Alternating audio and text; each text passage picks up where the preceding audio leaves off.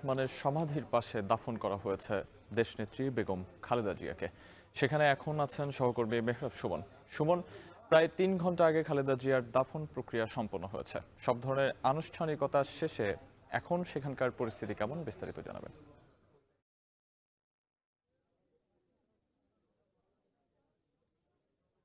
সাহাব, আমি যদি বলি এখনো এখানে কড়া নিরাপত্তার চাদরে ঢাকা রয়েছে। এখানে রাষ্ট্রীয় যে ৩ দিন শোক ঘোষণা করা হয়েছে, সেই ৩ দিন এখানে জনসাধারণের যে প্রবেশ সেটি যথারীতি নিষিদ্ধ করা হয়েছে।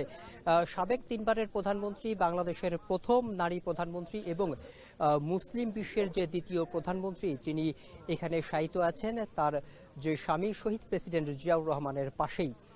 আমরা এখানে দেখেছি যারা জানাজায় অংশগ্রহণ করেছেন তারা এখানে তার কবর যে জিয়ারত করতে এসেছেন, এবং যারা জানাজায় অংশ নিতে পারেননি বাংলাদেশের দূর দূরান্ত থেকে, যদি আমি বলি ১,৪৭,০০০ বর্গ কিলোমিটার জায়গা থেকেই মানুষ এখানে এসেছেন। আমরা দেখেছি এখানে তার লক্ষ লক্ষ জনতা তার যে শ্রদ্ধা, সেই শ্রদ্ধা শেষে যে জানাজা এবং জানাজা শেষে তার যে দাফন করা হয়েছে, সেই দাফনকে ঘিরে এখনো যে তার যে ভালোবাসায় সিক্ত যে মানুষগুলো, যারা গণতন্ত্রকামী যে আপসহীন নেত্রীকে ভালোবাসতেন, তারা এখানে আসছেন তার কবর জিয়ারত করতে। আমরা দেখেছি যে খণ্ড খণ্ডভাবে বিভিন্ন জায়গা থেকে মানুষ আসছেন এবং তার কবর জিয়ারত করছেন। তার কবর জিয়ারতের পর তারা তার রুহের মাগফিরাত কামনা করছেন এবং বিভিন্ন জায়গা থেকে যে বিএনপিকে যারা ভালোবাসে, যারা দেশনেত্রী বেগম খালেদা জিয়াকে ভালোবাসতেন, যারা শহীদ প্রেসিডেন্ট জিয়াউর রহমানকে ভালোবাসতেন, তারা এখানে আসছেন এবং দূর দূরান্ত থেকে যারা আপামর জনতা এখানে ছুটে আসছেন তার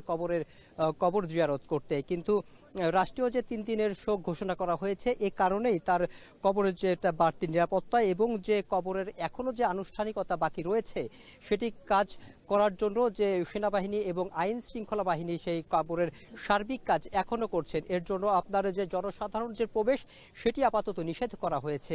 এই ছিল সাহাব আমার কাছে সবশেষ তথ্য জিয়া উদ্যান থেকে। জিয়াউর রহমানের সমাধির পাশে চিরনিদ্রায় শায়িত বেগম খালেদা জিয়া। দাফন প্রক্রিয়া সম্পন্ন হলেও এখনও ভক্ত সমর্থক ও উৎসুক জনতা সেখানে ভিড় করছেন। বিস্তারিত জানাচ্ছিলেন মেহরাব সুমন।